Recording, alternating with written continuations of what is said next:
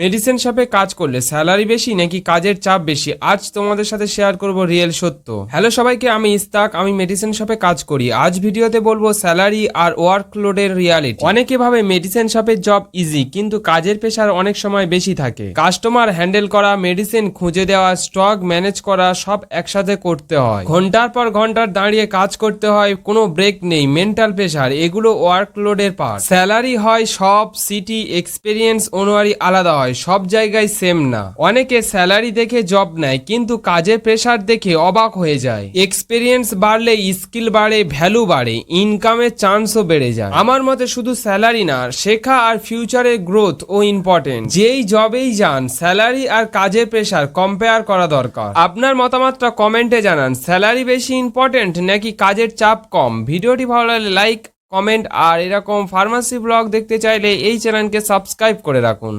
ধন্যবাদ।